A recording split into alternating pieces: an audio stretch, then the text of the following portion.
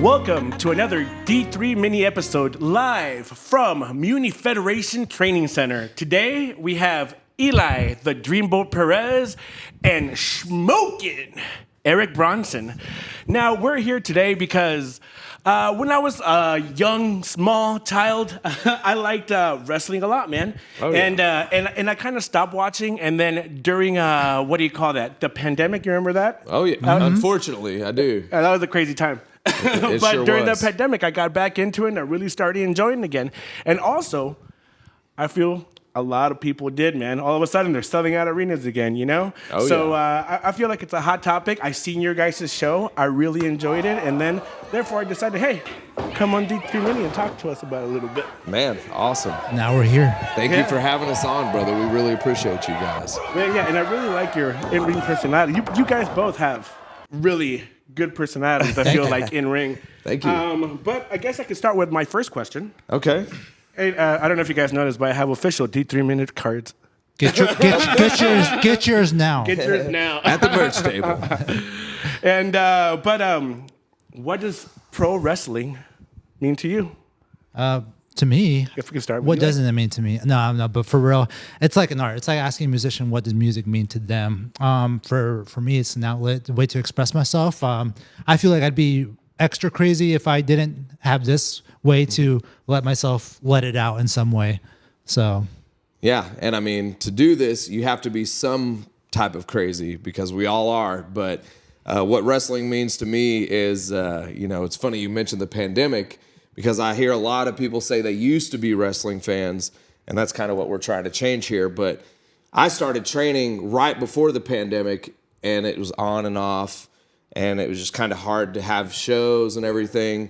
And I actually debuted during the pandemic and during an ice storm and all this crazy stuff because a lot of people weren't able to travel. But wrestling just means the world to me, man, if I can sum it up in one thing.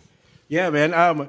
See, I feel like if my parents were a little bit more supportive of my wrestling rooms, which I guess not many parents are, right? Like, no, you're going to get hurt. Don't do that. Yeah. Oh, dude. Like, the way I really got into wrestling is growing up as a kid, my grandma watched wrestling. Yeah. And when she'd watch me as a kid, we'd have wrestling on the TV. And, of course, me and my brother, we'd try and wrestle each other. And when we'd get home, we'd break furniture. And, of course, my mom was not exactly super happy about that stuff. So, yeah, and then I remember at one point we used to have like a mattress in my friend's backyard and we would wrestle for the hardcore title. Of course. Dude. You still have it too. He's the longest reigning backyard hardcore champion To this day. of California. To this day. But what got you started? oh, it's funny you say, like your parents not being supportive and all. I actually didn't tell my parents. I invited them to my debut show. So, and that was in front of like 3,000 or 4,000 people. So what a way to debut and what a way to tell my parents about it. So, Man, that's crazy that you didn't tell your parents. I was going to say, how does this happen? How does the Dreamboat Eli Perez meet Eric Smokin Bronson? well, it's funny you say that too. You want to tell them the story how we met? Well, years ago, I was at work and a friend of mine asked me if I was going to a wrestling show here in Springdale. And I was like, what are you talking about? I was only aware of the big leagues, right? I didn't know anything about indie wrestling. And so I went to a show down in Fayetteville and ran into this guy after the show was over. The crowd cleared out and I was like, hey, bro, you think I can get in the ring and take my picture? And he was like, yeah. As long as you take your shoes off. And I was like, pew, smoke cloud. I was already up on the turnbuckle posing and taking pictures. So, yeah. Here I am making dreams happen. So is me having shoes on the ring right now getting you a little upset? Very disrespectful, Yeah, my Miggs. bad. I mean, just totally disrespectful up in here. You guys meet during that, and how does that go from I'm going to train you to let's start a gym? Well, like, Well, that was like 4 or 5 years ago. When well, that no, very six. started. It was 6 years ago, Gosh. actually. And I would go to the shows. He was already training at the time, and he would always try and persuade me, hey, man, come train with us. Come train with us. And I was like, no, I can't do that stuff, bro. It's not for me. I'm too beat up. But he talked me into it. I came and checked practice out one day, and, all these years later, we've been through the business. a lot of different places, a lot of different drama. The business is pretty crazy. I mean, there's a lot of carny, wild people in there. So we kind of got sick of it all and decided, to start a mutiny against the whole wrestling business in general. And yeah, I mean, for like us starting this, I wish someone had this around when I was a kid. And there's probably some kid out there that really wants to. So now they have a place to go. Dude, I mean, even I'm thinking about joining something like this because I'm like, I don't want to run in a treadmill. It's a great workout. Yeah, He does. We have a guy that trains with us, and he goes through 3 or 4 shirts, just soaking wet. Soaking wet? Yeah, brings a towel. Yeah, Soaking wet. and that's before we get in the ring. Okay, just warming up. That's cool, man. Is there any kind of like special requirements that you guys have to join? I mean, wouldn't really say special requirements, but, of course, if you're under 18, you'd have to have parental consent. And a lot of people will bring their parents with them if they're not 18. We even have some of our college students, their parents will come by and check out the school. But as far as requirements go, just come in with a positive attitude, be willing to learn, be coachable.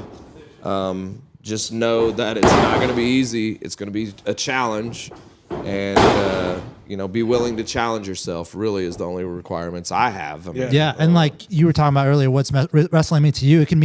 Wrestling can mean a lot to everybody.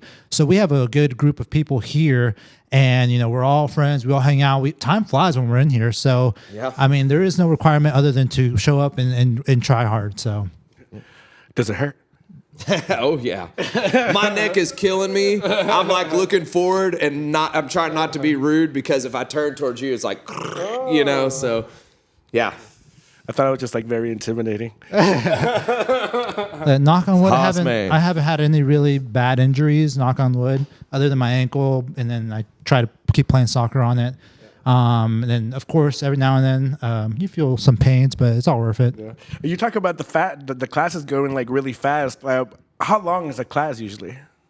We start at 6, but people show up early, which is people want to be here. I saw that on the wall. Be early or be on time. Be on time is what it said. Yeah, we have like a 10 thing that we printed out of things that cost nothing. Yeah, it takes zero talent. For these things, and we're early. Class is 6 to 8. We're here Monday through Thursday, and you can find us on Google Maps if you're interested in the school to see how far we are. Mutiny Wrestling Federation, but and if you do want to come try it, the first session's free. So we don't want you to we take your money. A lot of schools are going to charge you a lot of money up front. Yep. We don't do that. We'll let you come watch a session or take part in the first session. And then if you're down for it, it's like a monthly gym. You come, sign up, and we have a set fee. It's going to be better if you pay that set fee versus paying each session. Come give it a try. Yeah. I mean, I know that in wrestling, there's a lot of different like positions, or spots. Do you guys teach more than just like being a wrestler? Absolutely. I mean, we do, of course, a lot of in-ring stuff here, but we work on character stuff as well. We work on, interview positions, managers, announcers. We don't really have announcers. We do that stuff in post-editing and stuff, but there's a lot of different positions we train here, but mostly we focus on the in-ring stuff and character stuff. I thought being an announcer would be cool. And when I was watching your show, I was like kind of announcing it in my head. I was like, I think I know all these moves, and if I didn't know one, I'd get upset. Take your notes. Yeah, and then me and Irvin Camacho, you guys at home might have heard of this Irvin character. Might have. But maybe. But we talked about like it'd be cool like if I was like a manager and I was like the manager to like your smallest wrestler, because I'm a pretty big dude, and then but the small wrestler will like help fight big dudes or will fight big dudes all the time and I like help him win. I like where this is going. I can work with that. Found you a manager. Yeah, so let me know. And when I was at your show, one of the ladies came up to me. She's like, "Are you a wrestler?" And I was like, "No, not yet." Could be. If he joined the mutiny, you never Join know. the mutiny. Put the work in. But okay, I guess my question about that is, what is the ring made of? Because if I fall, It's not a trampoline for all of you out there who think, it's like a pillow or whatever, but it's metal frame, there's wood, and then there's about that much pad, and then a canvas over that. So, yeah. so you guys have shows, and I keep mentioning the shows, and I don't know if any of you guys have been there, but they're quite entertaining. But how does a student earn his way to making it onto one of those shows? Well, a lot of work goes into earning your way on a show. I mean, and that could be in a lot of different capacities. So as far as earning your way on a show to wrestle, it's a long journey because it starts training here in the ring. And then when we do have shows, our students will do what we call in the business paying their dues. They show up, they help set up the ring, they help with production or anything needed for show day. They may need to run down to the store and grab some water for the locker room or whatever it may, pick up catering for us, whatever it is. And there's a lot of ins and outs of earning it into the business, but then, you also have to earn it in the ring. You have to come train consistently and improve when you're here training. And that's not just physically, but also mentally. A lot of this business is mental as well because you have to be prepared up here. So yeah, there's just a lot of preparation, a lot of training, a lot of work that goes into it. And you do have to earn it to get into the ring. Well, I like how you asked about earning it, because it is earning it. Because our students don't know, and even the fans, if they saw our last show, they might think all independent shows are like that. Not a lot of independent shows have the nicest venues or draw the biggest crowds. We've been fortunate. Our first show had about 300 people. The show at the Medium did really well also, and we just want to keep that momentum growing. So it is a spot because you have to earn it, because a lot of people want to be on these shows. Yeah. So kind of like a Broadway play, right? You have to earn it. Mm-hmm. Do you guys have backups in case?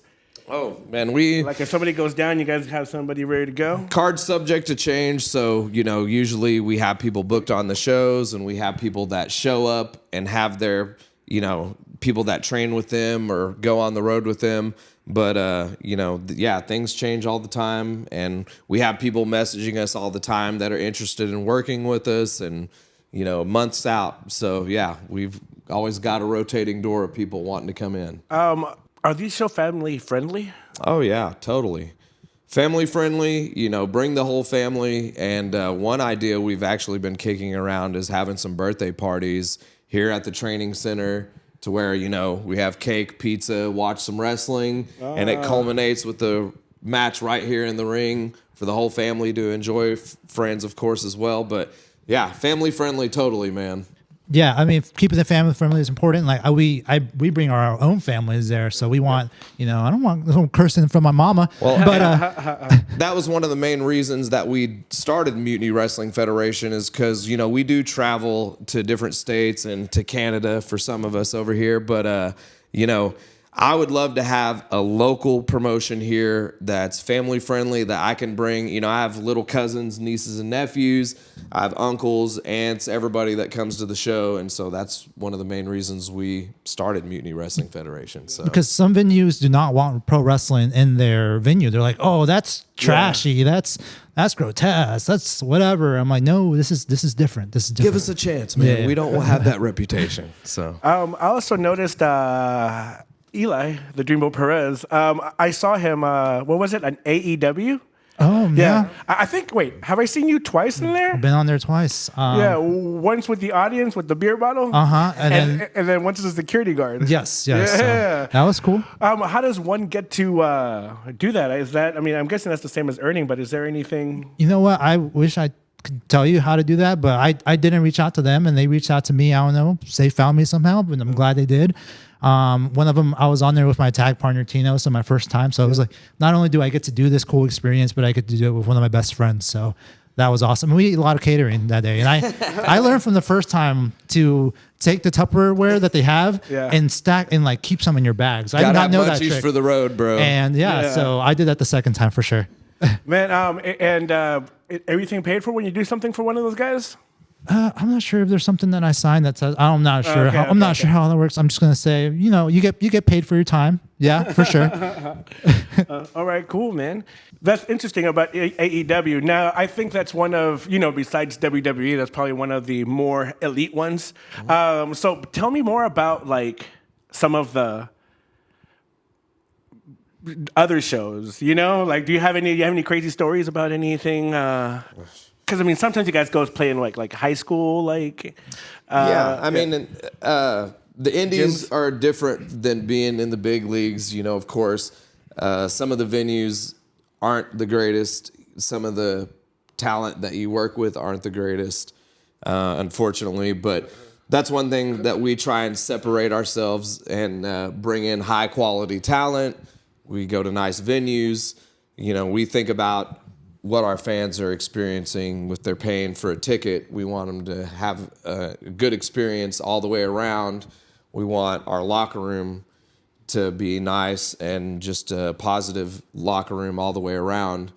And, we've been fortunate to have people in from bigger companies like TNA tell us that our locker rooms are just as nice, if not nicer, than what they're used to. And so, but then we have been to some other shows that aren't so great, and see, that's the ones I want to hear about. All right. Well, those tragedy stories. Well, I'll kind of start at the top. I've wrestled at like the Buccaneers football stadium, MetLife baseball. Oh wait, no, I don't like the Buccaneers. MetLife. that's pretty impressive, though. I think that is pretty impressive. I think it's the Texas Rangers. I've wrestled there too. Yeah.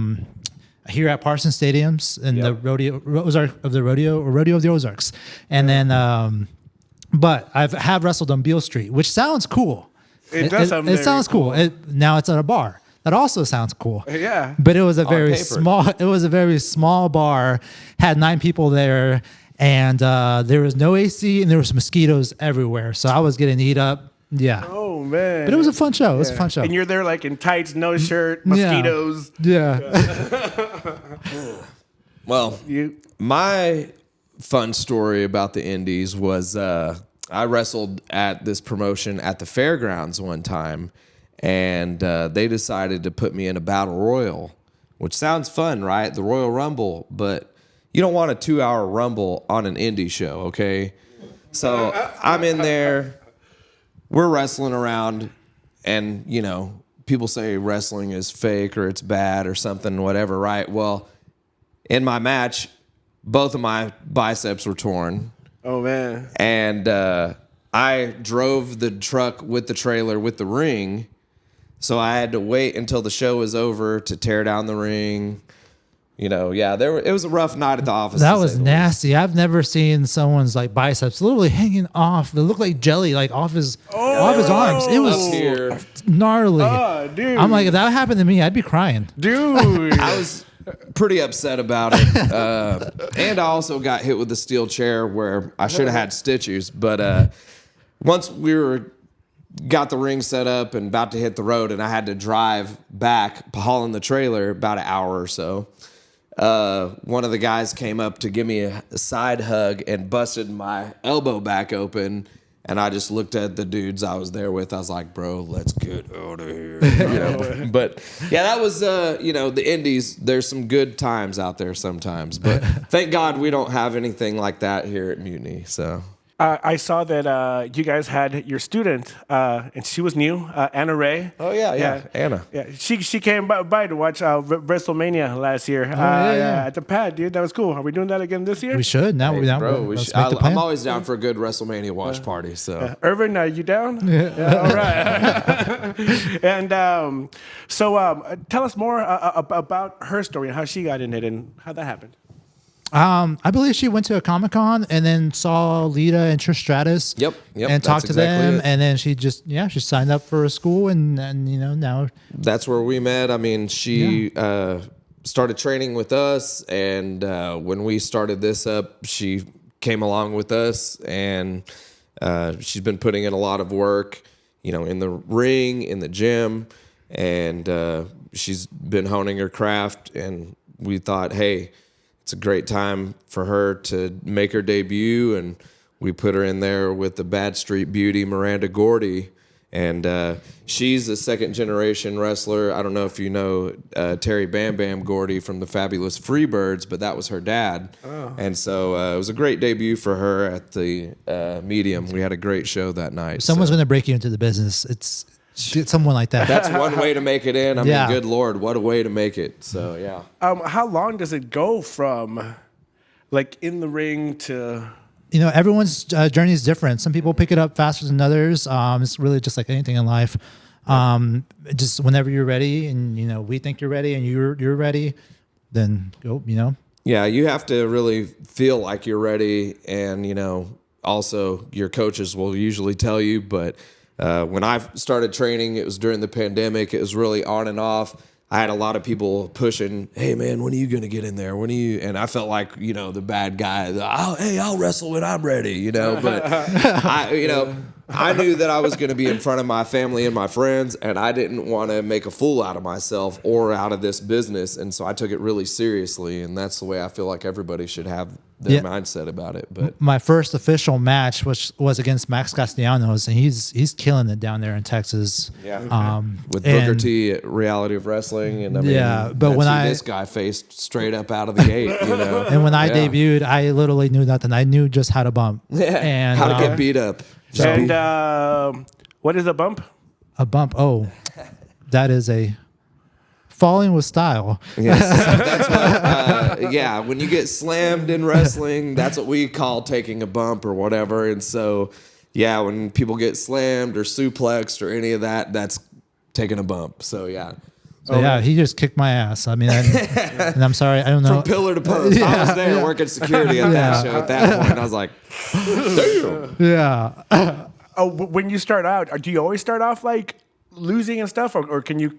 I mean, is that part of it? I mean, for the most part, absolutely. There's a few exceptions to the rule, like these big powerhouses. I mean, that's Brock what I'm saying. A Lesnar, big powerhouse like there. Brock Lesnar, someone. Yeah, he's going to come in and wreck shop. But, you know, regular folks, they usually come in. That's another part of paying your dues is you lose and you lose until eventually the fans get so sick and tired of seeing you lose. They want to see you kick some ass. And you have to learn and gain experience because those experienced wrestlers beat you up. So I always wanted to be like, I just started thinking about it, like, I think I'll be a heel. You know? Being a heel is fun. Yeah. And you're also, I think it takes like a little more for everybody to not like you. You know, I've seen some people like around and like here locally and or like, what do you call it? The indie scene and the indie scene. Mm-hmm. And then like, I'm like, I really don't like that guy. And I'm like, just something about his face. I just want to. Yeah. And then I'm like, wait a minute. Is he doing a really good job right now? Yeah. Well, and that's what's funny to me about a lot of the fans sometimes is they're just, well, tell me why this wrestler sucks and they don't like him and they just need to be fired. And I'm just thinking to myself, well, they're doing their job. You know, you have to want to punch someone in the face and want to see the good guy come in and punch that guy in the face. Yeah. And that's what wrestling's all about. So yeah. Now, I asked this earlier about your names and you traveling with them, but where does those names come from? Like, how did you come up with the Dreamboat Eli Perez? Eli the Dreamboat Perez. So Eli, well, my mom's name is Elvira. So I really really close to my mom. So just keeping kind of some, and I also have a nephew called his name's Elimar. So I kind of took that and my mom's maiden name, shortened it. So that's Eli Perez. And the Dreamboat, people like kept saying I look like Ricky Steamboat, and I love doing this chop. So I was like, Steamboat, Dreamboat, and then I just I thought you were gonna be like, Dreamboat, fucking look at me. Yeah, I mean that too, man, that too. What about Smokin? Eric Bronson. You talk about wanting to be a heel. Originally, you know, I wanted to be a bad guy, and people didn't, you know, they didn't think it was believable. But until they get to know me, but I smoke for a reason. You know, I have a crazy temper. A lot of unreasonable, irrational things just make me crazy and make me mad and make me lose my temper. And so finally, one of my coaches I was training with at the time suggested, dude, just be you. You can still have that mean streak, but let them know all about the Smokin and everything. And so speaking of all that, when can we catch your next show? Where can we see you guys live in action? Our next show is going to be Mutiny Wrestling Presents March of Ides, March 15th, 2025. eat a gummy, dummy. It's Ides of March, and it's Saturday, March 15th at the Springdale Parks and Rec Center. Get your tickets now. So March 15th, and where can we find Mutiny Wrestling, and where can we find you guys? You can follow Mutiny Wrestling on all social medias: Facebook, Mutiny Wrestling Federation; Instagram, Mutiny Wrestling Fed. And then, you can. We're on YouTube. We're on all social media platforms. And even if you want to find us on Google Maps, we're on there as well. And then if you want to find me on social media, it's Smokin Eric Bronson. Just look me up. And for me, it's Eli_Perez 64 on all social medias. Pinkies out. And we asked this to everyone on the District 3 podcast. Even though this is a meeting, we're still going to ask it. What do you guys do to take care of your mental health? I like to hang out. I have 2 cats and the dog, so I hang out with them. I play FIFA to distract me sometimes, and that's pretty much it. Oh, go to the gym. I go to the gym a lot. I play soccer. Yep. I go to the gym. I go to church, and of course, smoke to take care of your mental health, folks. It's good for you. And I guess we'll wrap it up. And that's been another. We actually had a few questions for you, bro. I don't have my fancy note cards here, but I'm a yeah. There we go. I wrote these questions. So, who is your favorite wrestler? You know what? I didn't ask you guys that. You go after me. My favorite wrestler growing up was Shawn Michaels, the Heartbreak Kid. He's one of the best of all time. Yeah. I like that one. Yeah, I really liked him. And, The Rock, of course, and Stone Cold. They were always there. But, yeah, the Heartbreak Kid. Nice. Yeah, I'll probably say Shawn Michaels too, yeah. Wow. Okay. Well, I can tell that by your character a little bit. It's kind of... that's where the dreamboat comes from. Well, mine, of course, is the Macho Man, Randy Savage. Yeah. Oh, yeah. Ooh, yeah. And you got any more questions over there? And if you were to be a wrestler, what would your wrestling name be? That's a fucking good one, bro. Yeah. Man, I don't know. I'll say it one more time. Fuck, I don't know.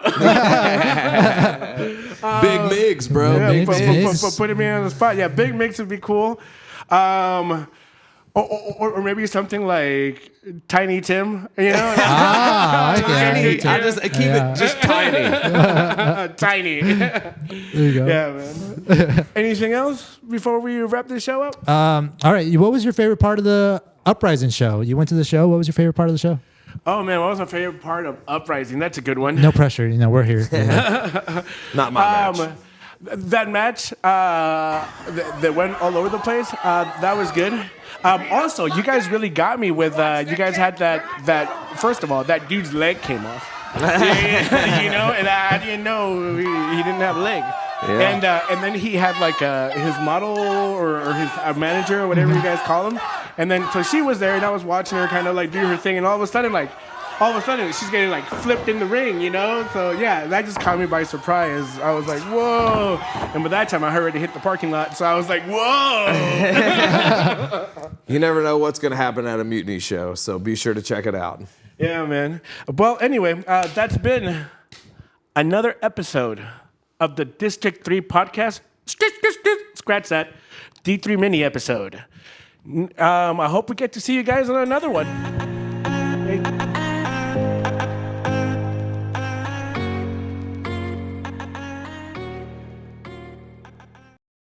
Hey, man, great interview, guys. Thanks for having us, man. Yeah, man. Talk to you forever. Dude, that was fucking awesome, bro. I just couldn't think of a lot of the questions that I wanted to. Yeah. You're on the spot. But it's like, look at that. Is wrestling fake? Fake? Fake? You want to talk about fake? Hey, you really came in here? You really gonna come in here and ask me, oh, this is fake?